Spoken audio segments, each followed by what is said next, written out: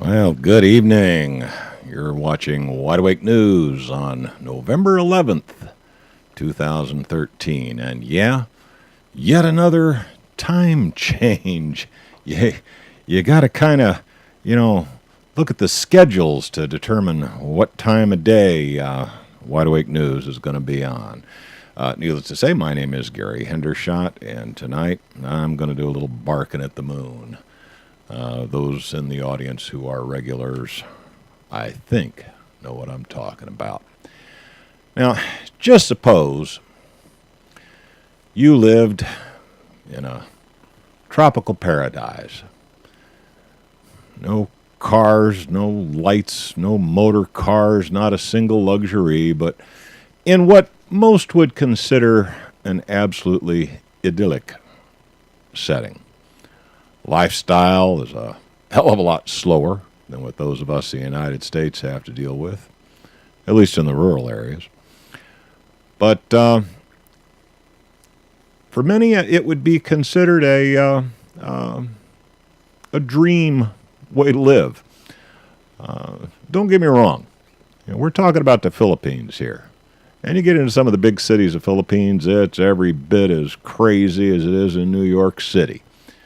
But out in the countryside, people live kind of a laid-back lifestyle. It's much slower, much easier going than what so many of us are accustomed to. But late last week and over the weekend, the Philippines got hit in the back of the head with a 2x4. A rather large typhoon came through. As a matter of fact, some are saying it's the largest storm ever to hit land, ever to make landfall.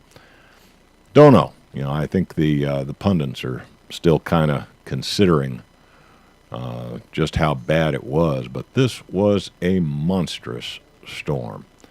This is what it looked like from outer space, and the area covered by that cloud includes all of the Philippines, much of Southeast Asia, including Vietnam. This was a massive storm. And now as people start to pick up the pieces in the Philippines, some of the reports that are coming back are pretty shocking. At first we heard that, oh my God, a couple of hundred people might have died. That was bad enough. Then the reports came back, oh my God, maybe a couple of thousand people died. So it even got worse. And most recently, we've heard that in one major coastal city, a place called, I hope I pronounced the name of this city right, Tacloban.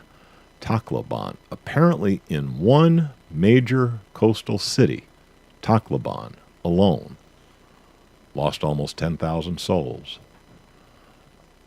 This was a major storm. I'm not sure whether the government of the Philippines or the news media in general really knows just how bad this storm was yet, even though it's been over for a few days. And we've had some aerial surveys. Helicopters have flown over and taken photographs to see just how bad the devastation is. But it's difficult to say whether or not we really know just how bad it was, even now. Well, as it turns out, late last week, I guess on Thursday, just as this storm was picking up ferocity, we were doing kind of a lighthearted broadcast on my Thursday evening show where we focus on alternative energy issues, and we were all giggling and laughing at each other and slapping each other on the back because we were having a kind of an awards ceremony for some of the fellows who'd worked real hard on a project, and this was their 30 seconds of fame on my little broadcast, and they were all, being awarded for their hard work. And one of the judges that was judging that event for us, a fellow by the name of Mark Dansie, lives in the Philippines. And he kept saying, well, I hope my internet doesn't conk out because it's kind of raining and storming out there pretty bad. Not really sure what's going on here. And, of course, half the other participants in the conversation were saying, oh, come on, man. Come on. Your stories about, big storms in the Philippines, it's kind of like, dog ate my homework for about the 15th time. Well, turns out it was serious. He was apparently brushed a little bit by this storm. He was kind of on the outer edges of it. I'll let him explain just how far away from the epicenter he was. But right now, I would like to bring in my friend Mark Dansie, who does live in the Philippines, and hopefully can give us some firsthand impressions of somebody who, while he didn't get washed away, watched a lot of the country that he's kind of taken as his second home, totally devastated. So how you doing tonight, Mark? A lot better than I was when I was last talking to you. I was a little bit upset and emotional when we started seeing what was happening here. But I'm fine, and many people wrote to me, which was great, some of your listeners, to see if I was okay. I was well out of this storm. But perhaps one of the reasons why people said, it's like the dog ate my lunch, it was only a month ago I was trying to broadcast to a conference in Boston, not in Boston, at the Global Breakthrough Energy Movement Conference in Boulder. And I'm saying, hey, I'm in the middle of a typhoon. The epicenter's passing, and everybody's there, yeah, sure. We had no electricity. I was using water-powered flashlights to do everything. But they have about 20 of these storms a year, Gary. But they're well prepared for them normally, but this is just way off the Richter scale. This is just huge. And where it's taken them by surprise is it wasn't just the winds. The winds were gusting 235 miles an hour, which is a record, but it was the tidal surge. It was a tsunami as well, if you like, not as in a single wave, but they're getting up to 4 or 5 metres of water coming in up to a kilometre inland. And that was sweeping, I was reading a story today, sweeping people out to sea. That's what did the damage. It wasn't just the wind, they copped the water as well. So you're right, it was a 4x2, and then they come back with a brick or a hammer just to finish everybody off. So I'm doing well, I'm fine, but what's unfolding here is an absolute tragedy. It's just devastating for everybody. Now, what's being reported on the local news there? I mean, are they putting a happy face on it? Are they making noises like, they're going to spring into action and help some of these people who have basically lost everything? I mean, what's your impression? I mean, how responsive does it look like the Philippine government is going to be to the people's needs? The government, in this case, I was watching this 2 or 3 days leading up to it on local television. They really did everything they could to prepare for it, but it took even the officials by surprise. Nobody was expecting the big surge of water to come as it did.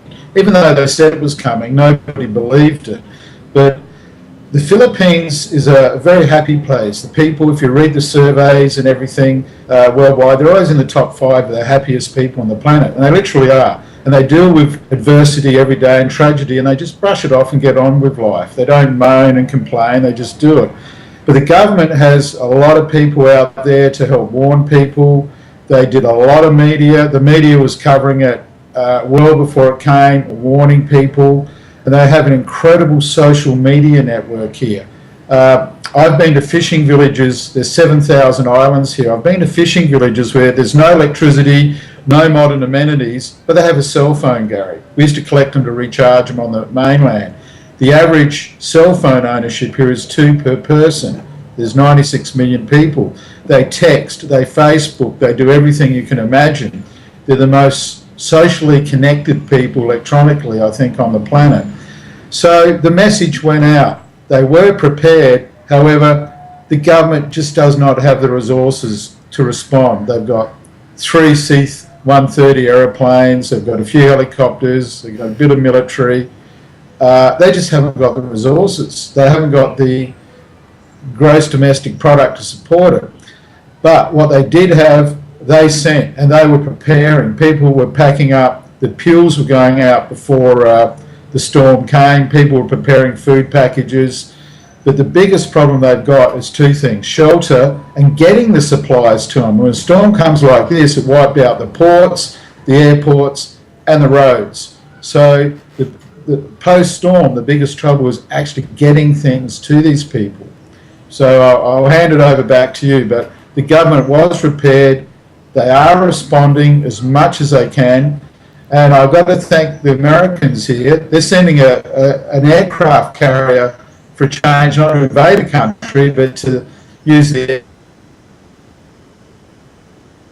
aircraft carrier personnel and the medical facilities that's heading here right now. The Americans have responded very rapidly, as has the rest of the world, and there are planes flying in everywhere and they cleared a couple of airports. The response is enormous internationally. In fact, you responded much faster to this than you did to Katrina. The Katrina incident is still something of an embarrassment, I hope, to a lot in the U.S. government. What about China? Has China stepped forward? I mean, they're the closest large global presence in that area, and it's seemed for some time now that China wants to have more influence in that part of the world. They're certainly one of the wealthier nations in the general neighborhood. Have you seen anything from the Chinese? Are they coming through? I'm not aware of anything from China yet, but I know there will be, because China has a big influence in this area. They build hospitals. Both the US, interestingly enough, the US, because of the affiliation with bases and that here back for many, many years, but the Americans have got a big influence here. But the Chinese do a lot of philanthropic, I can't pronounce that. They're very generous. There's a major hospital. That's it. I can't pronounce that, Gary. You Aussies, you know. I'm an Aussie, yeah. Boomerang, I can do that for you. But the Chinese do support a lot of welfare work here. They do have a big influence, and they got a lot of business interests here. I'm not sure of the exact extent of their aid. There's within this region, Gary, there's a lot of rock throwing about fishing rights, the Taiwan, China and all that, and everybody's, I know the Philippines and the Chinese always throwing a few rocks at each other with that. But they always decided, and it's actually policy in the government here, to never resort to armed conflict or violence to resolve anything. They've already got that. So diplomatically, sometimes it gets a bit tense, but on the other hand, they're best friends. It's sort of like they don't always resort to threatening. I mean, the Philippines really couldn't threaten anybody with their resources, but it's sort of friendly, but there's a bit of rivalry here. But China, I'm sure, will come to the aid, and they have a lot of influence here. But I will say this, Americans are responding, the Australians, Canadian, the whole world is responding, and they're putting military forces that are located here to good use. And I've got to take my hat out. It's great to see.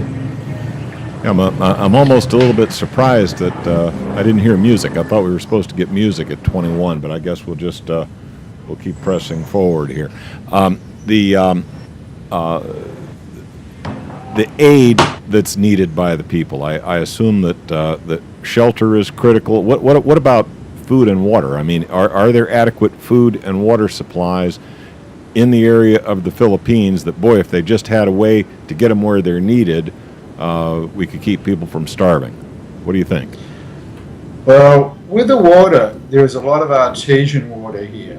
Everywhere I go, there's wells. I have seen reports there are some problems with water, and they've got a lot of water purification here. Every household that I know where I live very much north of this. I live in Luzon area. Actually, my address, if you like, this is San Pele, city of San Jose de la Monte, the Bulacan region of Luzon. Try and get that wrapped around your lips, Gary. I'm not sure how I could write that on an envelope, but you can't. It's the address is actually 5 times bigger than that. It takes about a page to write the address. So you got a small one. The waters.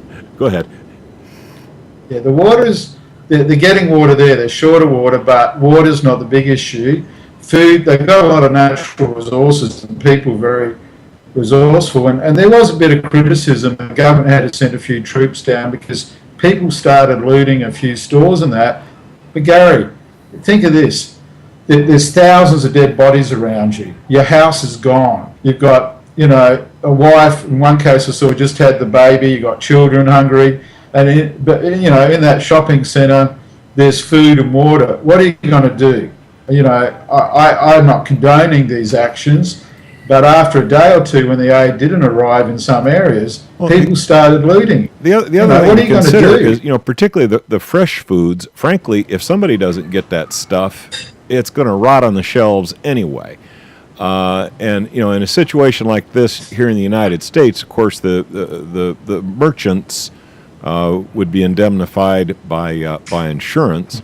And you just kind of cross your fingers and you hope. These people got to eat. And if the only way they can eat is to, knock out the doors on the one market that actually survived the flood, like you say, you don't condone it, and it kind of makes your teeth itch.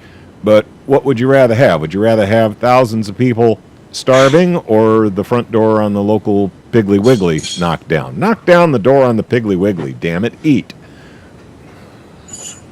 Yeah, I'm with you, but I saw if you could say there's some humour, watching this video and you see those ice cream freezers you see at your gas stations in America where you go and buy your frozen ice cream. One of those is being wheeled down the road.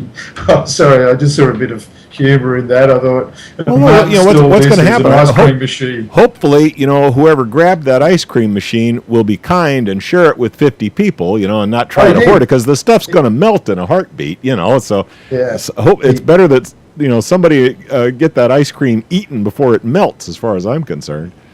The food here, they live on natural resources a lot. They've got fish.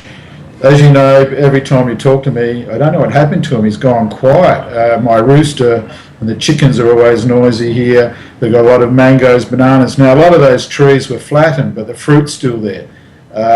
The rice fields were flattened. But I think there's some people still pretty desperate there, but the aid is getting to them. The other thing I want to say, if people can donate, people ask me, how should we donate in that? I mean, we're donating locally to the local TV station because we know every cent goes into the packages and they order it themselves, and it's great. But the Red Cross here is one of the best Red Cross organisations in the world. It's very extensive, it involves a lot of locals, and everything they get goes to the people. I can honestly say that, Gary. The Red Cross here is so for those of us in the United States who are less trusting of the Red Cross than you are, the Red Cross here in the United States, I've had some serious disappointments with. Now, how would I go about getting a donation? If I wanted to make a donation, how would I go about getting a donation into the hands of the Red Cross in the Philippines and bypass the ones here in the United States, who I'm very distrustful of those people? Okay. What I will do, I should have done it yesterday. I'll get you a site with all the local ways to donate money, the bank accounts. They broadcast them on TV here. If you get online, look up the Philippines appeals and look at the local ones. The ones from the local TV stations are probably the best ones, because the people who organise it all are volunteers. They do this over and over. It's sort of a continuous process here, and it's well refined. I agree with you with the Red Cross. There's been some issues in other countries, but if you get on Red Cross and see how you can donate to the Philippines direct, they do good work. And something else I want to say here too, Gary, that's I learned when I was in Utah that even organisations like some of them, I'm not saying all, but like the Mormon Church, for instance, what's a lot of people don't realise, they're often the first ones in the field with supplies. I'm not a Mormon, and I hear all the Mormon jokes my friends make, but even here, I see them on the ground. I actually see their people and missionaries here. I'm one of 10,000 white people. They're the other two. So I've heard some good Mormon jokes told by the Mormons. Yeah, I know, but they are actually, and they do it in an unsung way. They're often first on site. And they go, all right, Mark, here's our music. Yeah, I'm hearing the music in the background now, so it is time for us to take a short break for some blatant promotional items to swing through here.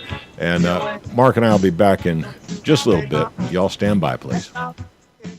And we're back from our first break of the evening, talking to Mark Dansie about what's been going on in the Philippines. Going to show you a couple of quick pictures here. This is one that shows the track that the storm took. And the area of the Philippines you're looking at here is kind of the southern tip of the Philippine island chain.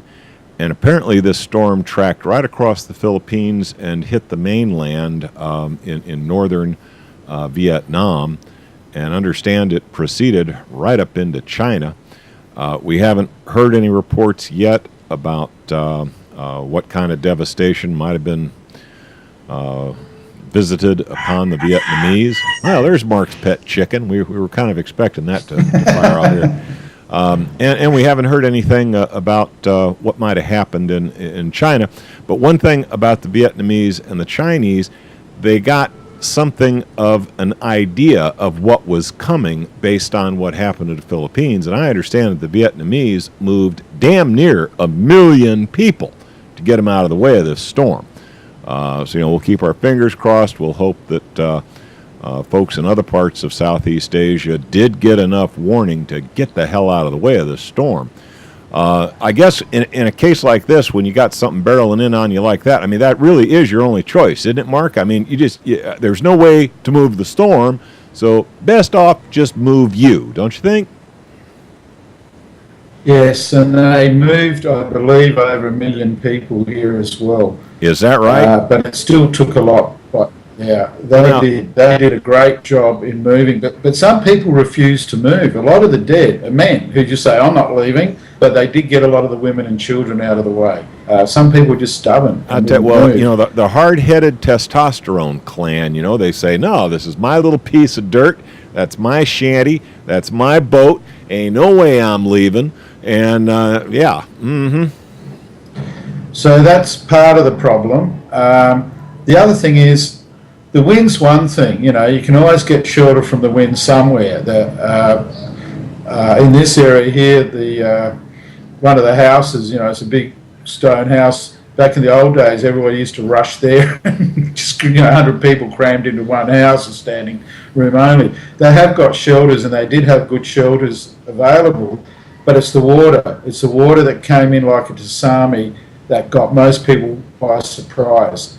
And it was predicted, but people still were in disbelief that it would happen. And I was reading a story today of a woman, she was washed out kilometres offshore with another man. He had his throat cut with a piece of iron, so he died. And then the surge took her back inland. And lucky somebody, I don't know how, there was a boat there, a ship, and they threw her a rope. So a lot of people are getting washed up on the beaches at the moment. So it was the immediate coastal area, just like the tsunami disaster, that took everybody a little bit by surprise. But they did evacuate. They really were, I've got to tell you, for 2 days it was all over the media. They're showing the evacuation centres, they're just warning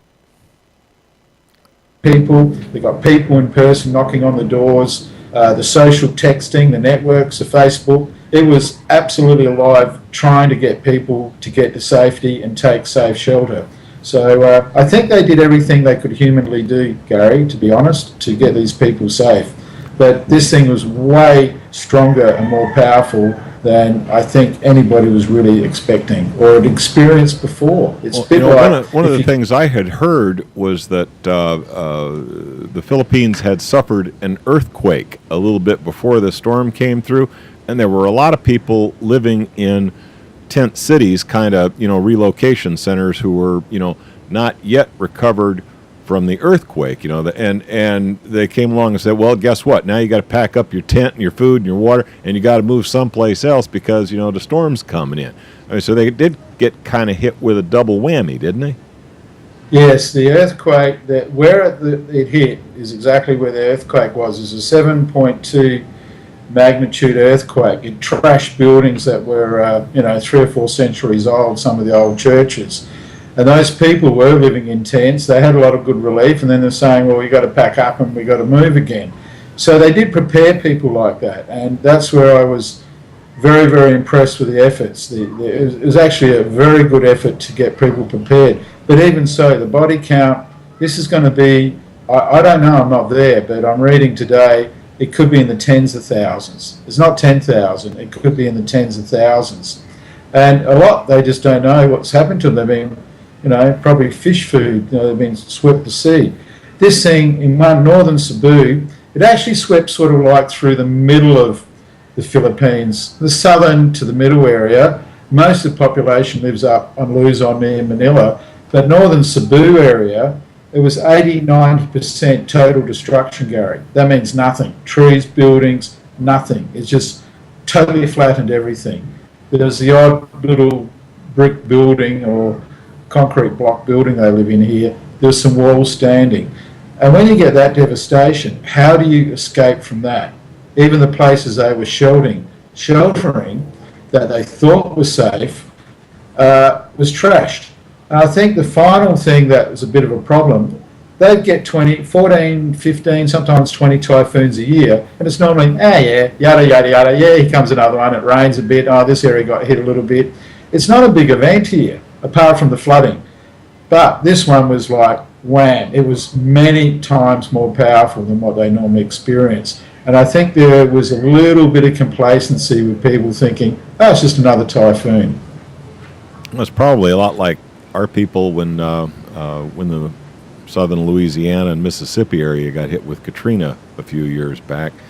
They were, I guess, kind of complacent about it too, because that's storm central. I mean, they get whacked all the time. But I think the combination of complacency and the fact that some of the storm remediation that had been done over the last century had fallen into disrepair probably contributed to the disaster we had during Katrina. Now, of course, one of the big things that always bugged me about the Katrina incident was that there weren't really that many people killed. I mean, whenever anybody loses their life, you're sorry about it, but the real death toll associated with the storm Katrina was fairly modest. I mean, we're talking a handful of people. Most of the people died in the aftermath from, frankly, inactivity on the part of our so-called government officials, where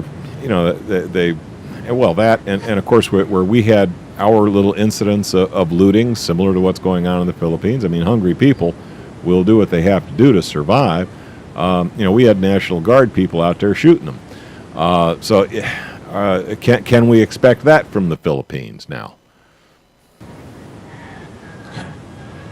No, I don't think anybody's going to get shot.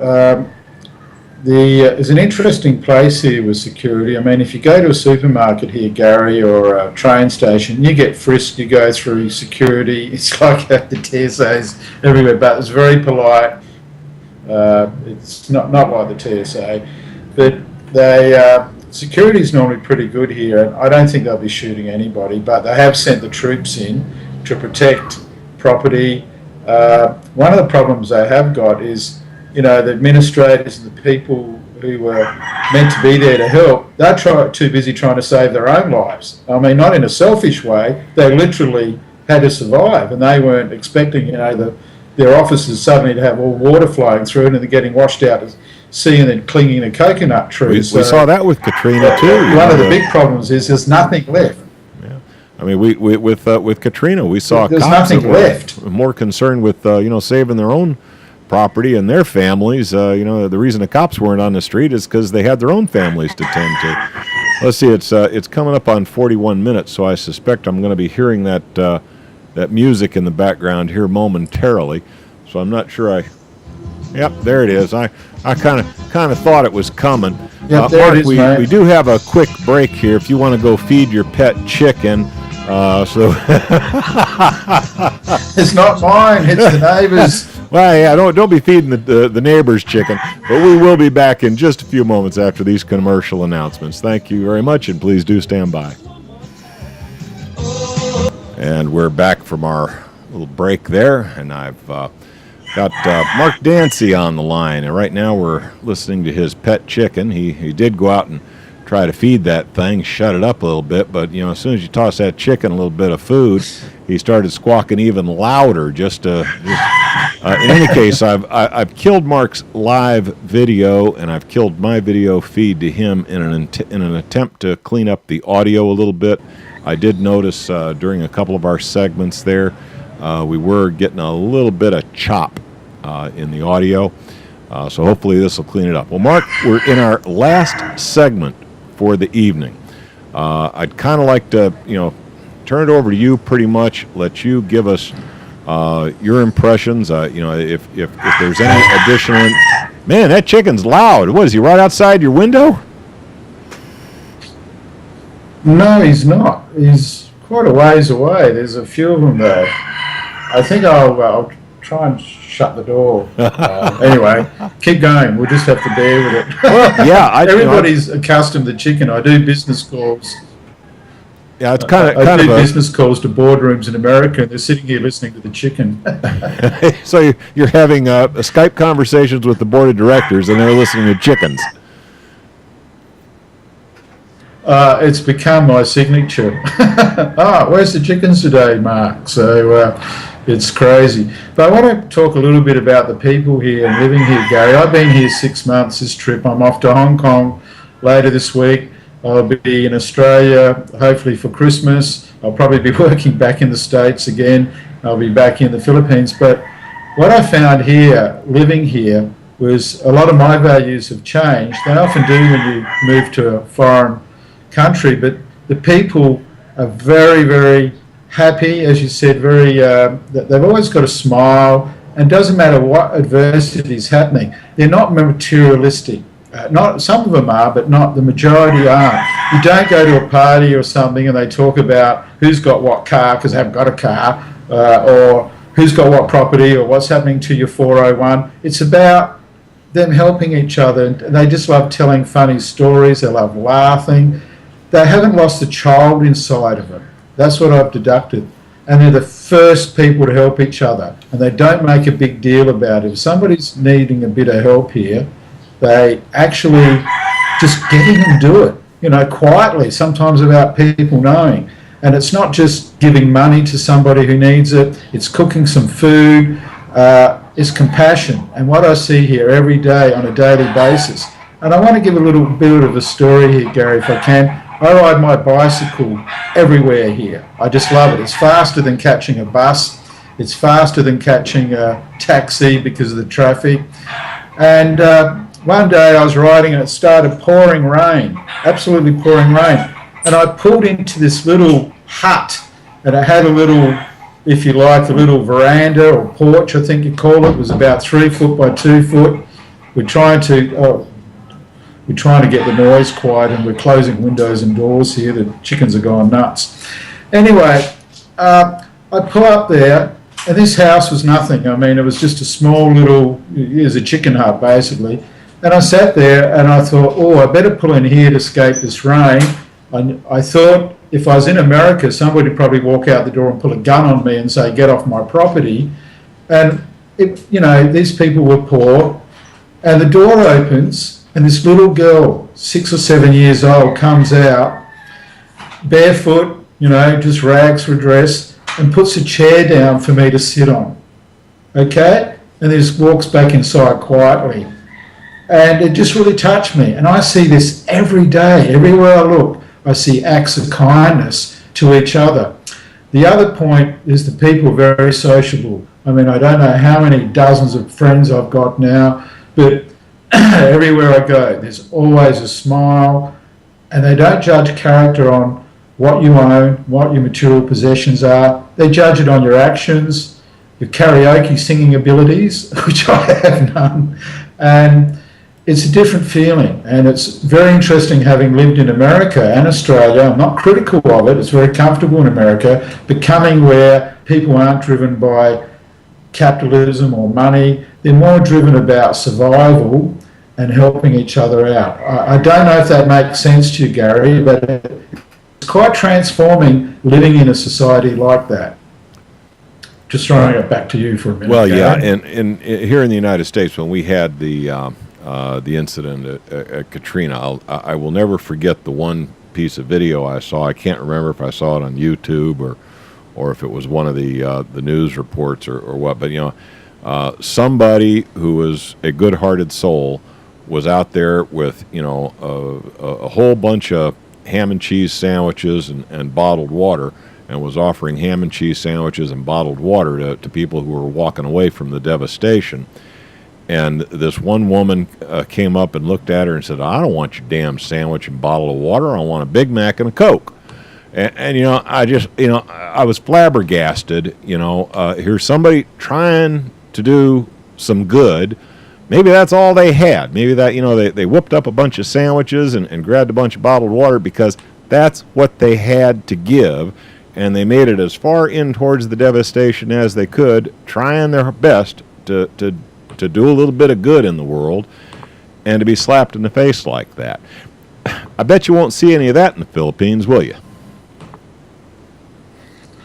No, you won't. And here's the most interesting thing. The people here with nothing give whatever they have got left. If I go somewhere to have some food, and I know these people are poor and can barely afford the meal, they'll make sure that your guest will eat first. They'll give you the food, they'll give you the clothes off their back. And nobody gets reprimanded for being kind here.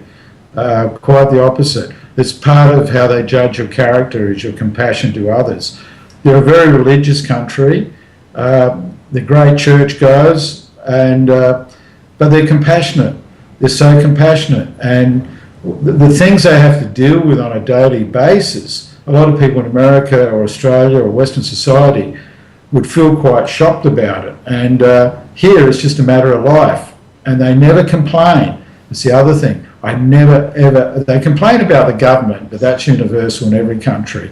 But I never hear them complaining. They never complain about themselves. They never seek other people's sympathy. In fact, I just see it every day. I've been reduced to tears quite often over here in seeing these acts of kindness.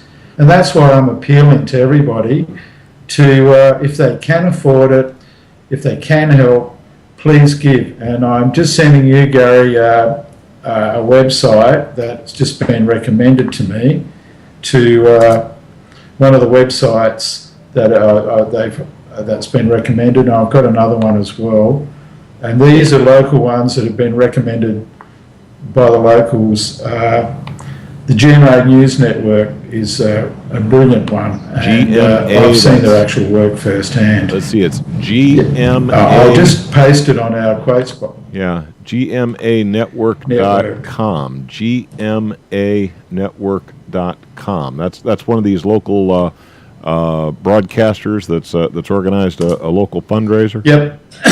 And you pretty much trust these people. I put the full link of the website on your. Yes, absolutely. When I post the video up to YouTube, I'll make sure. The person who runs the station, the person who runs the station wins international awards for being a real hard-nosed journalist. Is this woman, one of the best journalists I've ever seen. And one of the politicians here, who's a brilliant, you should have one in Congress America, brilliant politician. She just gruels people that, steal money from the government and all the rest. She's posted something up there. If you take the money that's coming in, I will kill you. I'm thinking, this is cool. So they've been warned. This is from a senator saying, I will kill you. And she will. I'm quite sure she will. I saw her grilling somebody who'd stolen money the other day, and there's a senator sitting there. Are you religious? And that lady says, yes. Well, it's time for you to start praying. You're going to need it. Yeah, I wish we had some of those in Congress because, with our congressman, it's, hey, if you're going to steal, where's my cut? Gee. No. Here they have caught a few congressmen with it's called the pork barrel scam, and they have caught a few bureaucrats, believe it or not, congressmen, and a few shonky businessmen all working a racket where you're kidding, stealing money that was meant to go for other purposes. Now, who would do such a thing? No, I'm shocked that it's actually happened.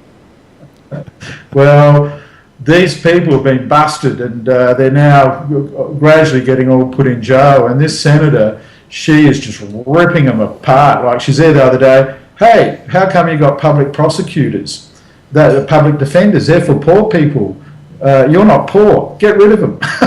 Go and pay for a lawyer. We're not going to use public money to support you. All right, let me mention this. You got 13 cars registered. Yeah, let me mention this this website again. It's gmanetwork.com. They are a local broadcaster in the Philippines that is apparently organizing some fundraising for the people that have really been hurt badly.